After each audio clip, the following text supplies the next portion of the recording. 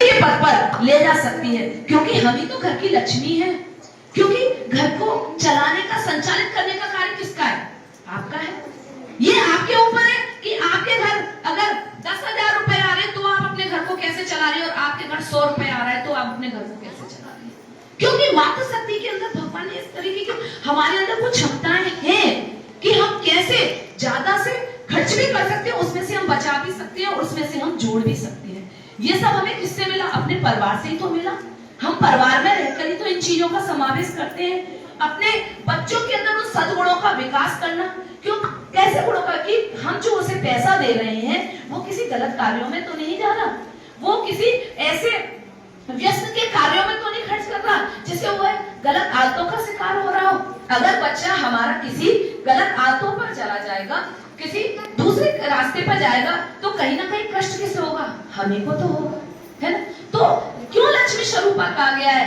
अपनी मातृ शक्ति एक लक्ष्मी स्वरूपा इसीलिए क्योंकि वह परिवार को चलाने का कार्य, परिवार में उस सौहार्दपूर्ण वातावरण को निरंतर संचालित करने का कार्य अगर कर रही है तो वो मेरी मातृ शक्ति ही कर रही है। वो समावेश है, वो आपके अंदर है कि किस तरीके से हम अपने परिवार को चलाएं, किस तरीके से जो हमारे यहाँ धन कमा रहा है कहां पर उसे हम कम व्यक्त करें, किस तरीके से कि वह कार्य हमारा कोई गलत कार्यों में तो नहीं जा रहा। अगर हमारे पास 100 रुपया तो उसको भी हम दान पुण्य में खर्च करें, उसमें से 1 रुपया ऐसा निकालें कि वह दान में आए। कैसे आए?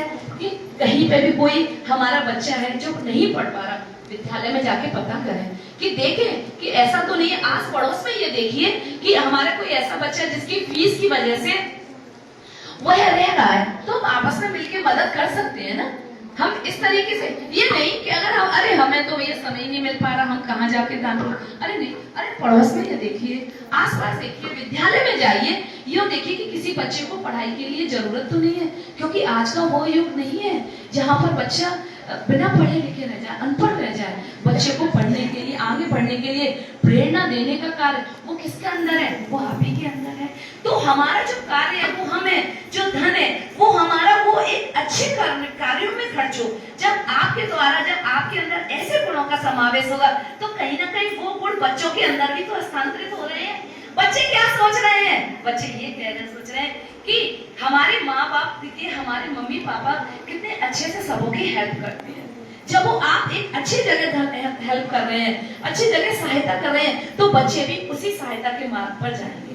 बच्चे भी सोचेंगे कि हम उनका अंदर, ये नहीं सिखाना है हमें। आज हमारे परिवार एकांकी होते जा रहे हैं, क्योंकि हम क्या कर रहे हैं कि हम जो पहले देखते थे, पहले आप देखते थे कितना कुटुंब रहता था, कुटुंब परिवार रहता था, दादा परदादा, है ना, नाती पंती संती सब देखने मिलते थे। आजकल नहीं, हम अकेले एकल परिवार रह गए हैं, हस्बैंड वाइफ और बच्चे।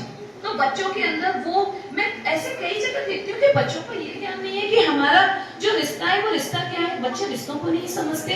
अगर उनसे ज्यादा लंबा आप रिश्ता पूछेंगे तो वो समझा ही नहीं पाएंगे कि मामा के बेटा क्या है आपका लगा, कि चाची का बेटा क्या लगा, क्योंकि वो इतना दूर दूर हो गए, क्योंकि हम उनके अंदर ऐसे गुणों का समावेश ही नहीं कर रहे हैं। अगर आज की स्थिति परिस्थिति में हम बच्चों के अंदर इन गुणों का समावेश अभी नहीं करेंगे तो आगे आने वाले समय में क्या होगा?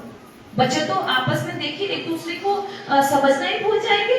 नहीं, हमें बच्चों को ये सिखाना है, हमें बच्चों के अंदर ऐसे गुणों का समावेश करना है, हमें बच्चों के अंदर ये डालना है, ये बताना है बच्चों को कि नहीं, आपके दादाजी ऐसे थे, आपके परदादाजी ऐसे थे, आपकी चाची ऐसे हैं, आपकी ताई जी ऐसे हैं। अच्छे गुणों का समावेश, जिससे कि बच्चे अपने परिवार के अंदर, अपने परिवार से जुड़ा रहे। जब हम अपने परिवार से जुड़े होते हैं ना, जब हम अपने परिवार के एक एक सदस्य जुड़े, तो आपस में जो संबंध बनता है वो बहुत ही सौहार्दपूर्ण होता है। वो आपस में वो होता है, बच्चे जो बात पड़ता आती है, बच्चे के अंदर बोलने की जो क्षमता विकसित होती है वह बहुत ही बड़ी विकसित होने वाली होती है। तो एक हमारे अंदर जो सबसे बड़ा तीसरा गुण होता है वाम पड़ता का, जो हमारी वाणी में शुद्धता होनी चाहिए।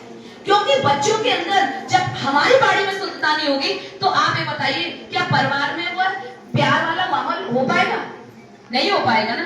क्योंकि जब तक हमारी वाणी में शुद्धता नहीं होगी, जो हमारी वाणी में नम्रता नहीं होगी,